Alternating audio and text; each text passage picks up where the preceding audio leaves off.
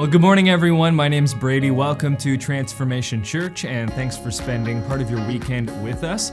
We're diving into the second part of our sermon series, Nehemiah. But first, we'd like to take a few minutes and tell you about some things coming up for you and your family around Transformation Church. So, check this out. Today, after each worship experience, our senior pastors Joe and Ruth will be in the cafe for a brief meet and greet. If you're new here or if you've been coming just a few months, stop by and say hi. They'd love to meet you.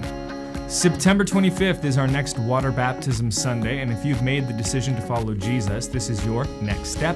Water baptisms will be held after our 11 a.m. worship experience, and you can sign up through the app or through tc.live/baptism. If you love TC, we have a serving opportunity for you. I Love My Church is a chance for you to come on out and show your love for TC through cleaning, organizing, and refreshing our campus. We'll be holding this event on Saturday, October 1st from 8:30 a.m. until noon. You can sign up through tc.live/events to get involved. Wednesday, October 5th starts our monthly nights of worship and prayer that we're calling First Wednesdays. We'll be coming together at 7 p.m. every first Wednesday of the month for worship and prayer. Join us on Wednesday, October 5th for our First Wednesday service. It's that time of year again. Trunk or Treat is on Monday, October 31st, and we'd love for you to be a part of it. We're collecting candy donations all through the week, and we're looking for transformers to host trunks. The brochure you received on the way in has everything you need to know about how to get involved, and you can even find more information at tc.live/trunkortreat. We can't wait to see you there. Once again, we'd like to thank you all for being here today and tuning in online this weekend. If you have questions about anything you've heard today, or if you just want to find out more about the church, be sure to connect with us at tc.live via our TC app and or sign up for our weekly email newsletter to stay up to date with everything happening here. We hope you have a great day and an awesome week.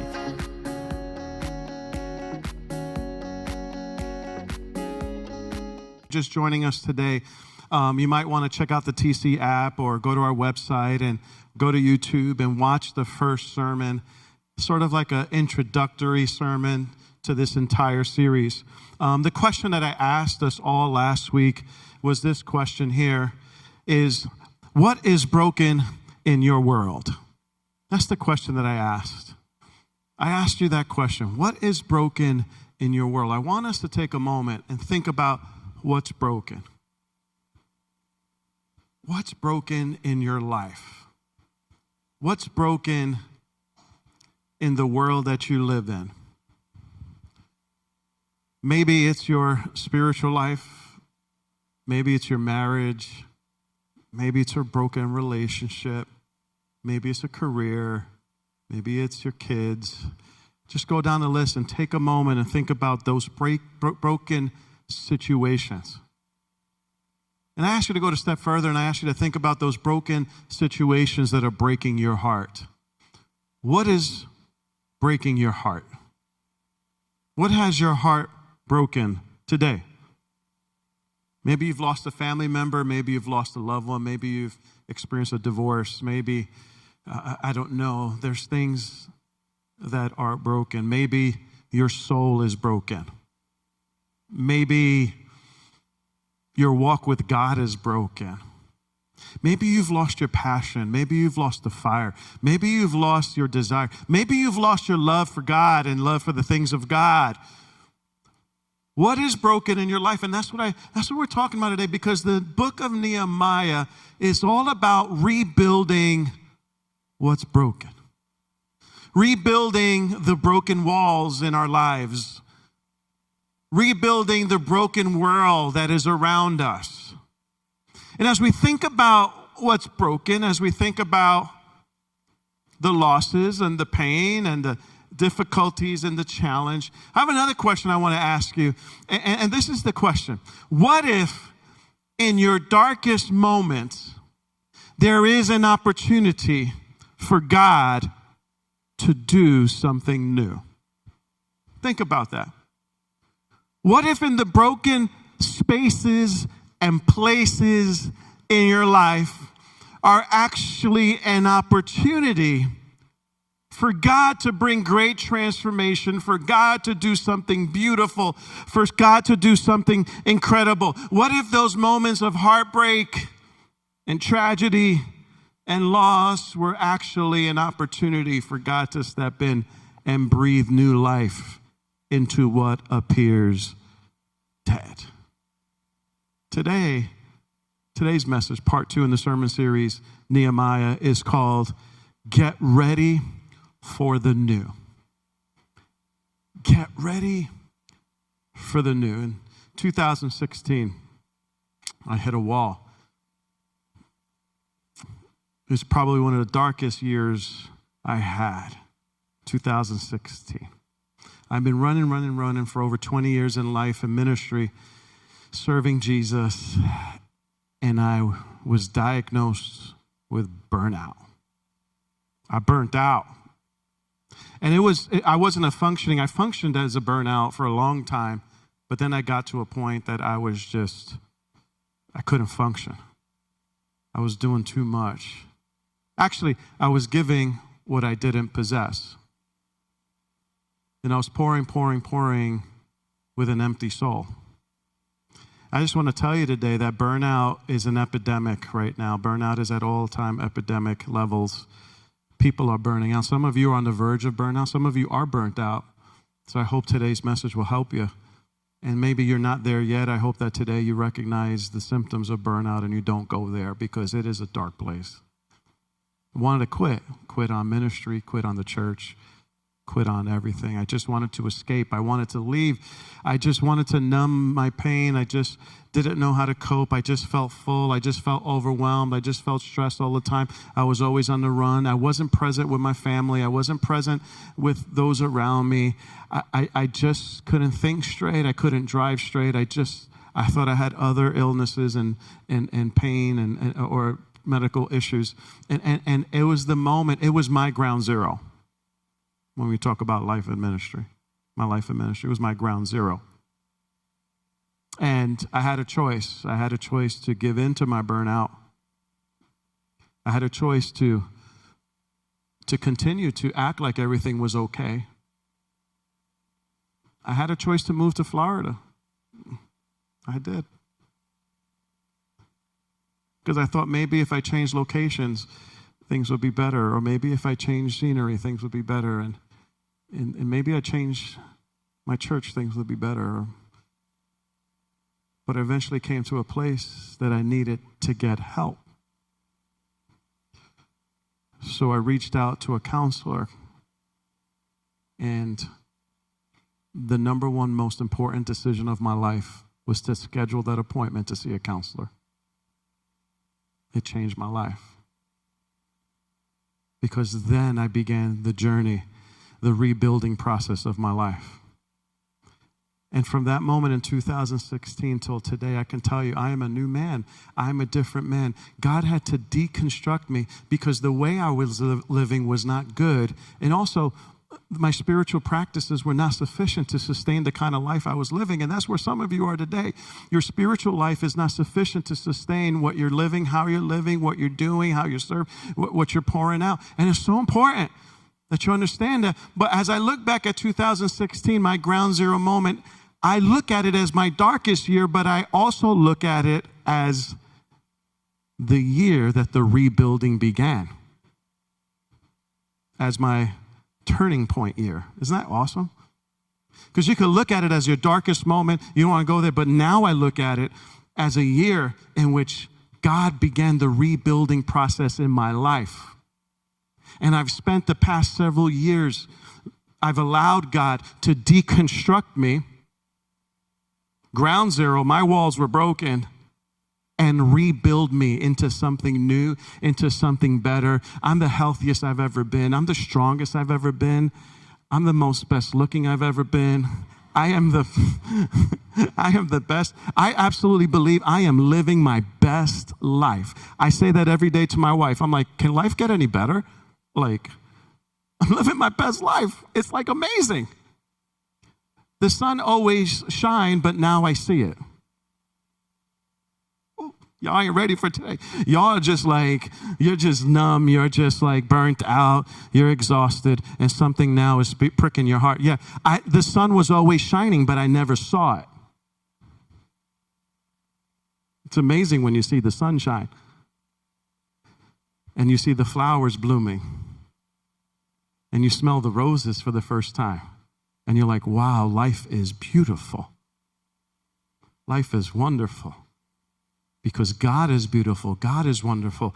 And I began to change my spiritual practices. That's what I've been teaching for 4 or 5 years now. Emotionally healthy spirituality, practicing silence and solitude, practicing Sabbath. By the way, today is your Sabbath. Today is your day in which you unplug from your phones, you unplug from your computers, you unplug from work, and you go into nature, and you go into life, and you rest.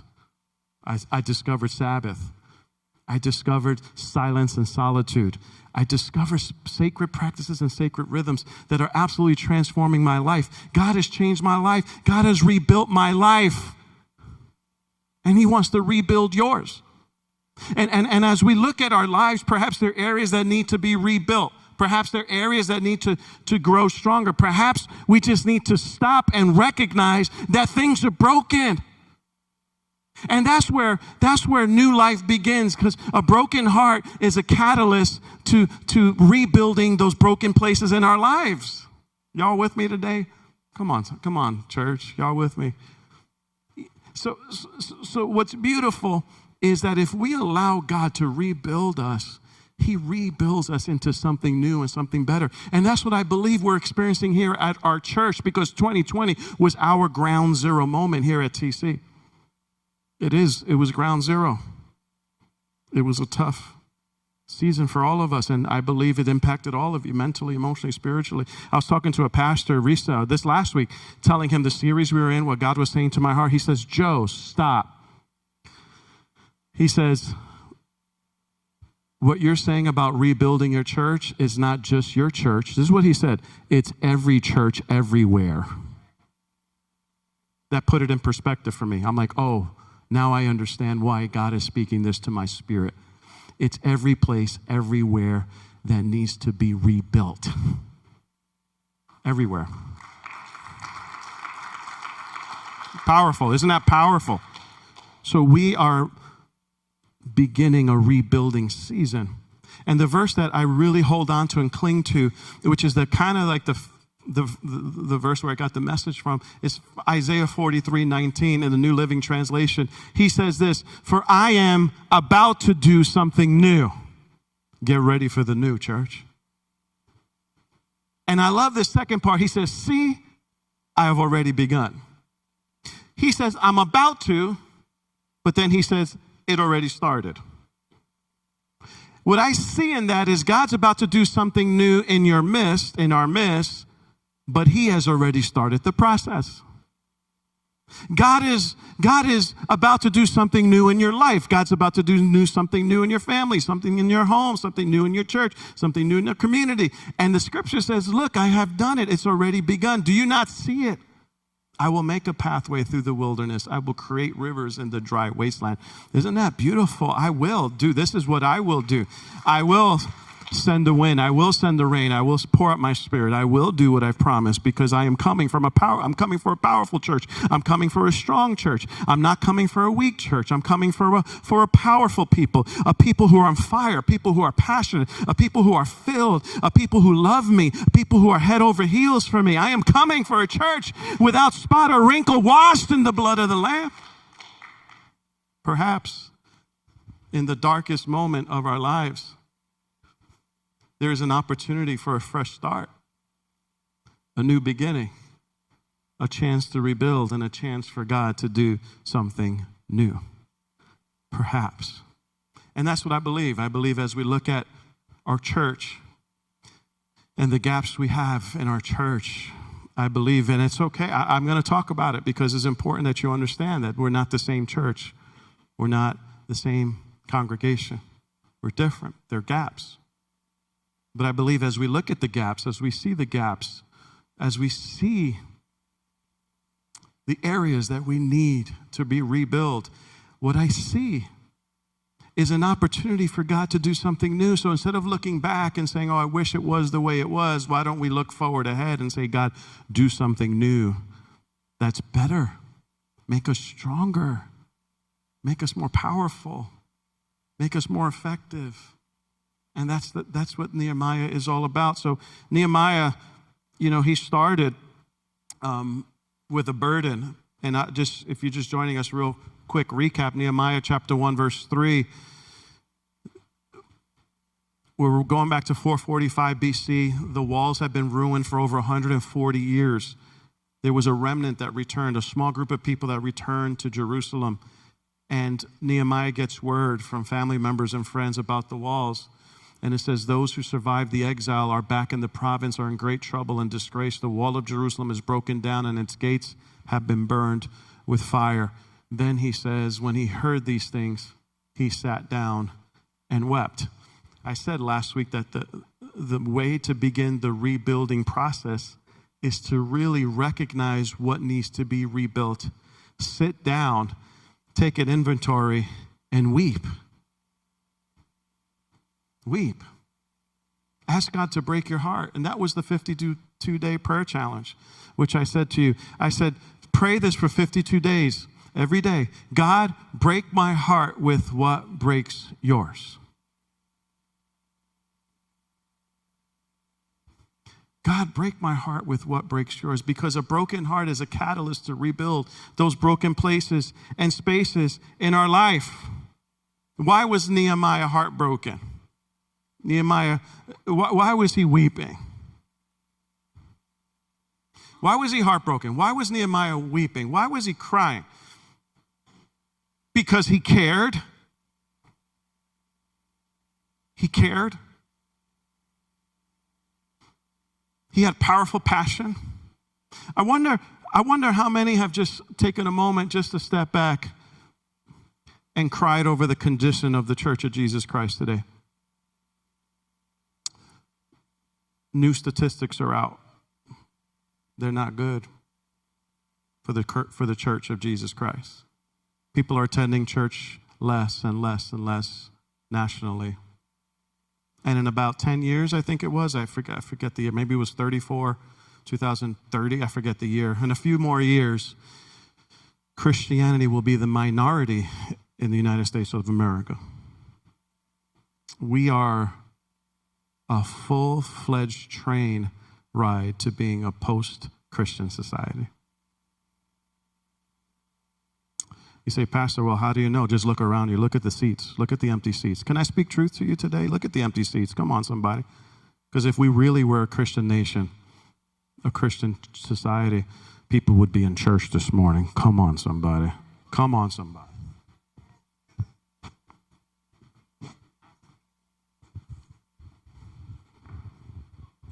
Reason why the seats are empty is because people have lost the passion. They've lost the fire. They've lost the understanding of what it means to be a Christ follower. Come on, somebody. You don't have to come back. That's okay. 1,000 people didn't come back already, this post-2020. Isn't that true, though? Think about it. I'm going to speak in truth and love, because the truth is we are one generation away of being a society that does not know Jesus.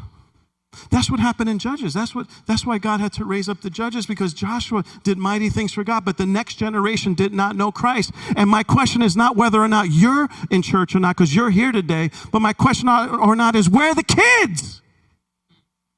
Where'd all the kids go? Where are the children? Where are the youth?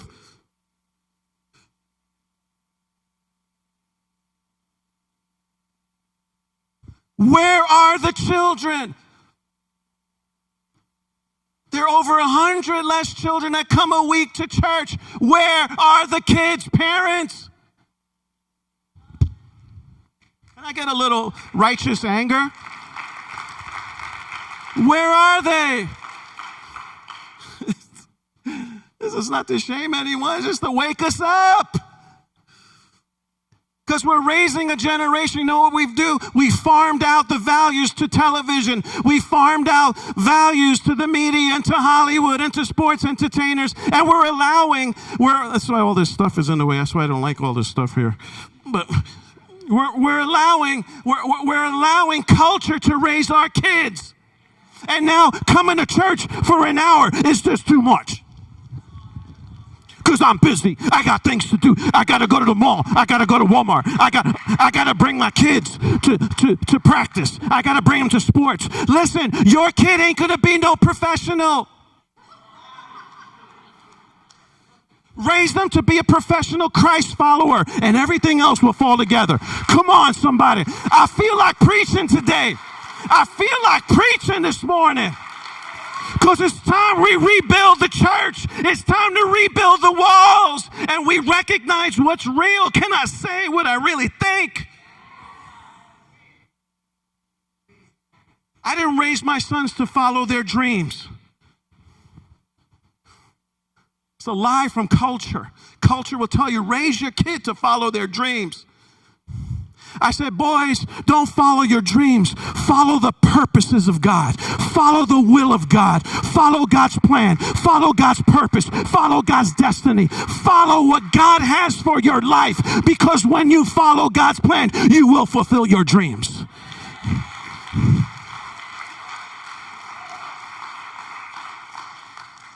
It's true. We got it all screwed up in our brains, in our lives, in our culture. And we wonder why. We have so much ungodliness. We wonder why. We wonder why there's such a mess, why we're such a mess. It's time to rebuild. How many know that? God, put that next slide. God, break my heart with what breaks yours. Break my heart. I'm not talking legalism. I'm not talking that. I'm talking about raising and training your child in the way that they should go. And then when they grow older, they will not depart from it. That's the word. See the next slide. Put it up there. It says a broken heart is the catalyst to rebuilding what's broken. And if we're going to rebuild what's broken, we have to care the most. Why did Nehemiah weep? Because he cared the most. Cared the most. Good to see you, girls. Cared the most, right? I wonder if you care the most. We care the most. Do we care the most about Transformation Church?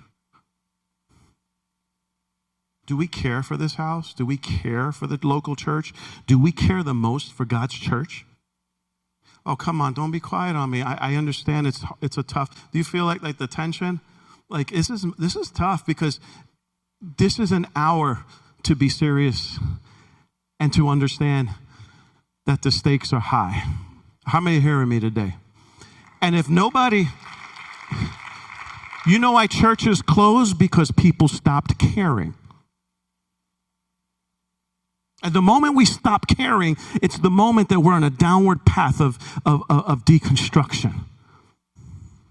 It's the truth. And we're going to fulfill the purposes of God. We've got to care the most about God's house. We got to care for this house. We've got to care. I care for this place. I love this place. Because this is God's house. This is where lives are changed. This is a place where we fulfill our purpose. This is where we're a place where we hear the preaching of God's word, where we receive the faith of God embedded in our souls, that we receive the seeds that are planted in our lives. I care the most. Why is caring so important? Because this next one is your passion will fuel your purpose. Show me your passion, and I'll show you your purpose. It's true. Passion. You gotta have passion, right? Passion. Passion for the things of God. Passion for the purposes of God. Passion for the will of God. Passion to fulfill God's plan for my life. Passion. Desire. God, break my heart with what breaks yours is a prayer of passion.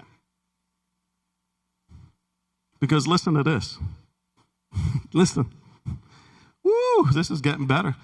The only organization that will be around 1,000 years from now is the church.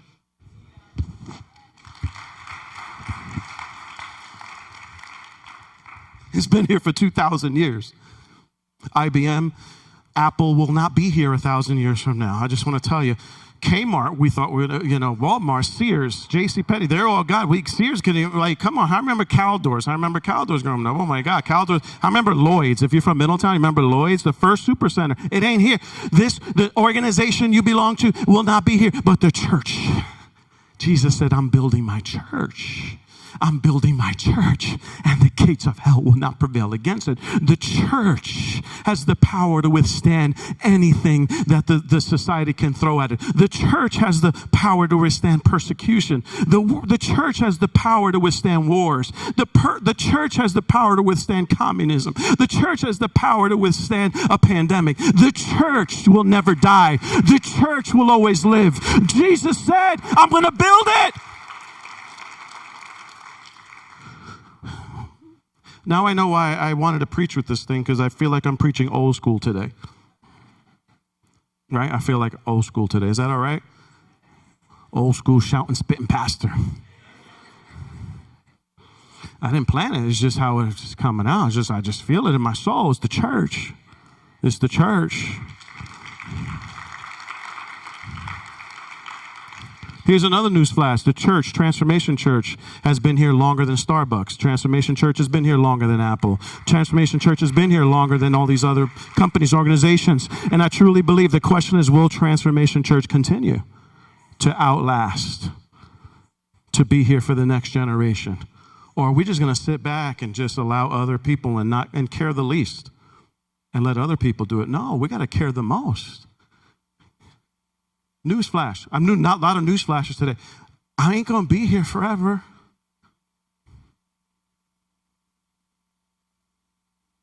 I'm 50. I'm almost done.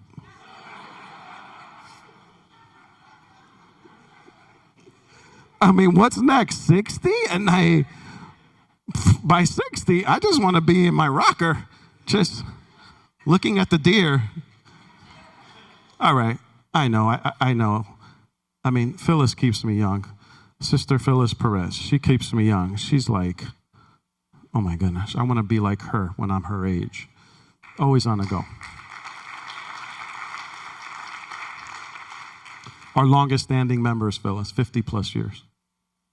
But my point is, none of us are going to be here forever, but will the church be here? You see, you don't have to be the best. You just have to care the most. You have to care the most. You have to care the most. I'm already out of time, but Nehemiah didn't have a powerful position, but he had a powerful passion. We're going to rebuild a broken world. We have to care the most.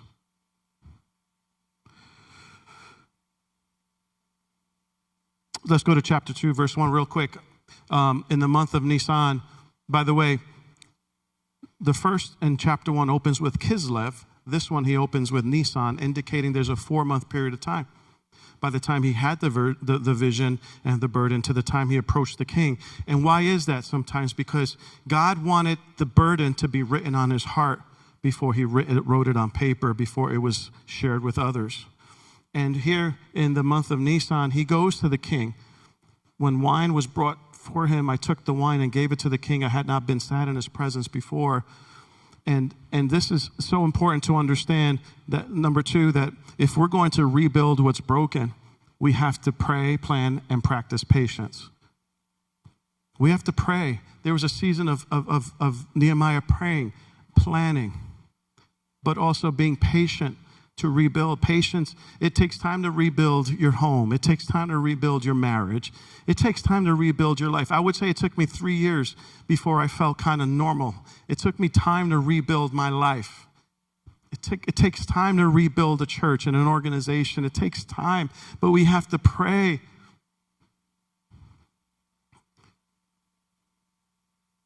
Pray like it depends on God and work like it depends on us. And be patient and allow God to fulfill his purposes in the process.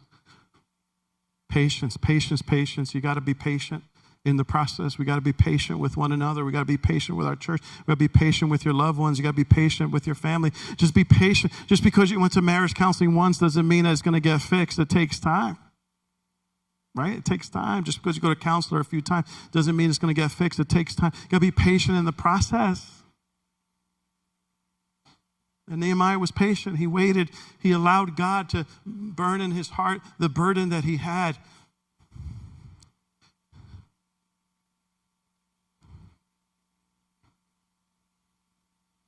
Let's for the sake of time, let's jump to verse 5. Well, I'm just going to read this. So the king asked me, "Why does your face look sad? You are not ill. This can be nothing but sadness of heart." I was very much afraid, but I said to the king, "May the king live forever. Why should my face not look sad when the city where my ancestors are buried lies in ruins and its gates have been destroyed by fire?" Verse 4, the king said to me, what is it that you want? Then I prayed to the God of heaven, and I answered the king, "If it pleases the king and your servant has found favor in his sight." What does he say? Send me. This is so important, that you are the solution to what's broken. We are the solution. If God was going to rebuild Jerusalem, he wasn't going to do it with a command from heaven. He wasn't going to pick up the rocks and rebuild the walls. He used people like you and me, ordinary people, to accomplish something extraordinary. That's why Nehemiah said, if you're going to rebuild, he didn't sit back in his prayer room. He said, "Send me. I'll do it. I'll put my hand to the plow. I'll get myself a little dirty. I'll work. I'll make the time." And he says, "I'll rebuild it." Then verse 6 says, then the king, the queen sitting beside him, asked him, "How long will your journey take, and when will you get back?" It pleased the king to send me, so I set up time. Verse 7, I also said to him, "If it pleases the king, may I have letters to the governors in Trans-Euphrates so that they will provide me safe conduct until I arrive in Judah? And may I have a letter to Asaph, keeper of the royal park, so he will give me timber to make beams for the gates of the citadel by the temple and for the city wall and for the residence I will occupy." Nehemiah asks, big asks, because Nehemiah had big ask faith. And he asked for time off. He asked for resources. He asked for the favor of the king. He asked for safety. Remember, this is a pagan king. And Nehemiah 2:8, notice what it says, the second part of this verse. "And because the gracious hand of God, my God, was on me, the king granted my request."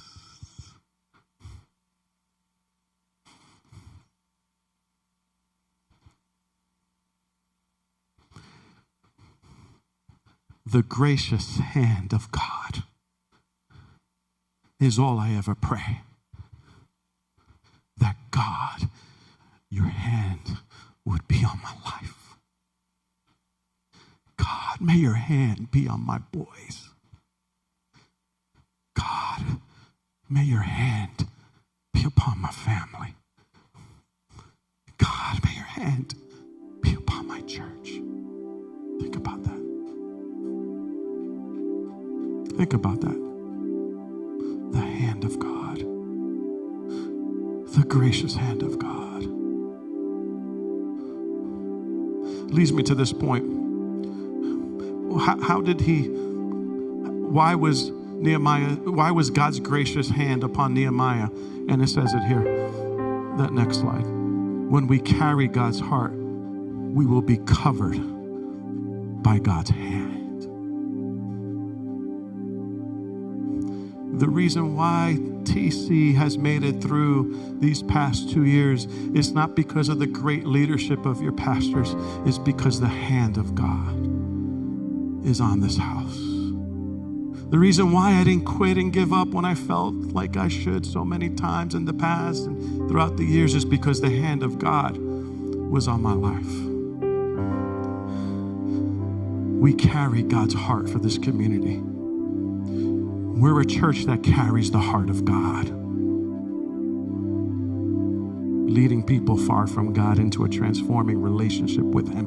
That is the heart of God. And because we carry his heart, he covers us with his hand. The question is, are you carrying the heart of God? Lord, break my heart with what breaks yours. The hand of God.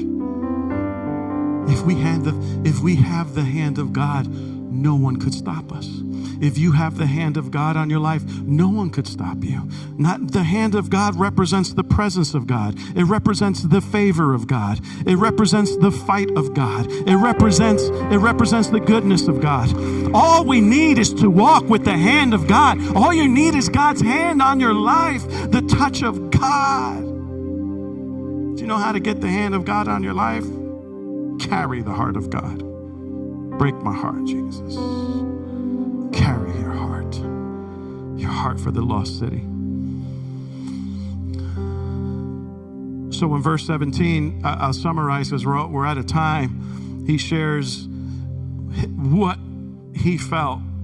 Now he goes back to Jerusalem. There's the remnant there, a small group of people. And this is what he sees and says. He says, you see the trouble we're in. Jerusalem lies in ruins and its gates have been burned with fire. Come, let us rebuild. Come, let us rebuild. My invitation for you is come, let's rebuild. And verse 18, but he also told them about the gracious hand of my God on me and what the king has said to me. And what was their reply? Let us start rebuilding. Leads me to this last point. If we're going to rebuild what's broken, we have to give our time, our talent, and our treasure. There's no way around it. You got to give your time. Nehemiah didn't rebuild the wall. If you read chapter 3, families came and they rebuilt different gates. There were several gates, the sheep gate and the different gates, they were rebuilt.